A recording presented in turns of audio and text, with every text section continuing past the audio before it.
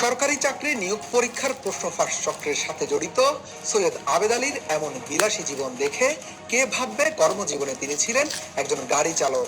কতই বা বেতন পেতেন তিনি, নাকি আলাদিনের চেরাগ বা গুপ্তধন পেয়েছিলেন পিএসসির চেয়ারম্যানের সাবেক এই গাড়ি চালক।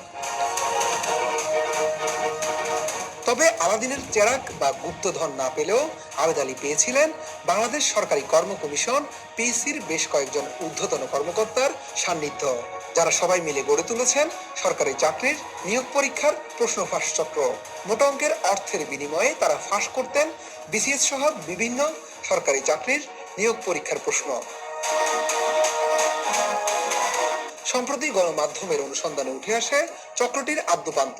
প্রশ্ন ফাঁস করার পুরো প্রক্রিয়ায় জড়িত পিএসসির উপপরিচালক, সহকারী পরিচালক, অডিটর সহ একাধিক ঊর্ধ্বতন কর্মকর্তা। তথ্য প্রমাণ নিয়ে কথা বলতে গেলে তারা বাধ্য হন ক্যামেরার সামনে নিজেদের অপকর্ম স্বীকার করে নিতে। আপনি গাড়ি চালক হয়ে এত সম্পদের মালিক? গাড়ি কিনলাম 15 বছর আগে। এখন আমি ব্যবসায়ী। প্রশ্ন ফাঁস করে কত টাকা কামিয়েছেন? প্রশ্ন ফাঁসে যেই টাকা কামাইছি সব খরচ করছি আল্লাহর রাস্তায়। এদিকে দেশের লাখো তরুণের আস্থার জায়গা বাংলাদেশ সরকারি কর্ম কমিশন পিএসসির কর্মকর্তাদের এমন অপকর্মের সংবাদ প্রকাশের পর দেশ জুড়ে তোলপাড় শুরু হয়। সাঁড়াশি অভিযানে নামে পুলিশের অপরাধ তদন্ত বিভাগ সিআইডি। সোমবার গ্রেফতার করা হয় চক্রটির 17 সদস্যকে। এরপরে প্রশ্ন উঠে, অর্থের বিনিময়ে প্রশ্ন কিনে যারা নিয়োগ পেয়েছেন তাদের কি হবে, নাকি অধরাই থেকে যাবেন তারা?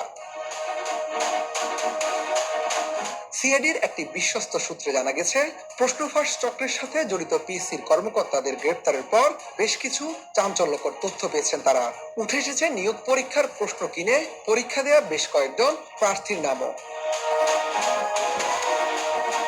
এছাড়া তদন্ত সংশ্লিষ্ট সিআইডির ঊর্ধ্বতন এক কর্মকর্তা জানান, প্রশ্ন ফাঁসে পিএসসির কর্মকর্তারা হলেন মূল খেলোয়াড়। উপপরিচালক জাহাঙ্গীর ও জাফর এবং সহকারী পরিচালক আলমগীর প্রশ্ন ফাঁস করতেন। অফিস সহকারী সাজেদুল ডেসপাস রাইটার খলিলের মাধ্যমে প্রার্থী সংগ্রহ করে ফাঁস করা প্রশ্ন সরবরাহ করতেন। পরে ভাড়া বাসায় ডেকে প্রার্থীদের তা পড়ানো হতো। গাড়ি চালক সৈয়দ আবেদ আলী লেনদেন ও প্রশ্ন ফাঁসের বুথ পরিচালনা করতেন। সিআইডির ওই ঊর্ধ্বতন কর্মকর্তা আরো বলেন, তারা এখন পর্যন্ত তদন্তে আরো অনেকের নাম পেয়েছেন। হাই প্রোফাইল কিছু নামও এসেছে, যেসব তথ্য যাচাই বাছাই করা হচ্ছে। তদন্তে প্রাপ্ত তথ্য এবং আসামিদের দেওয়া তথ্যের ভিত্তিতে অন্য জড়িতদের গ্রেপ্তারে অভিযান অব্যাহত রয়েছে বলে জানান এই কর্মকর্তা। অন্যদিকে বাংলাদেশ সরকারি কর্ম কমিশন পিএসসির চেয়ারম্যান বলছেন, সদ্য শেষ হওয়া রেলপথ মন্ত্রণালয়ের নিয়োগ পরীক্ষার প্রশ্ন ফাঁসের বিষয়টি প্রমাণিত হলে সেটি বাতিল করা হবে। তবে বিসিএস সহ পূর্বের পরীক্ষাগুলো নিয়ে পরবর্তীতে সিদ্ধান্ত নেবেন তারা। লাস্টের পরীক্ষা 5 তারিখে, তো সেই পরীক্ষা যদি ভাষা অবশ্যই বাতিল হবে। কোন অপরাধ যদি প্রমাণ হয় এবং সেটি যদি পিএসসি এখতিয়ারভুক্ত হয়, তাহলে আইনে যা ব্যবস্থা নেওয়ার বিধান রয়েছে তার সর্বোচ্চ ব্যবস্থা পিএসসি। এর আগে গ্রেপ্তার হওয়া 17 আসামিকে মঙ্গলবার দুপুরে আদালতে সোপর্দ করা হয়। এর মধ্যে 7 জন দোষ স্বীকার করে 164 ধারায় স্বীকারোক্তিমূলক জবানবন্দি দিয়েছেন। সিআইডি ইতিমধ্যে 17 জন আসামিকে গ্রেপ্তার করেছেন এবং তার ভিতরে 7 জন আসামি বিজ্ঞ আদালতের বিভিন্ন আদালতে, সিএমএম আদালতের বিভিন্ন আদালতে তারা আজকের তাদের দোষ স্বীকার করে স্বীকারোক্তিমূলক জবানবন্দি এখন প্রদান করিতেছে।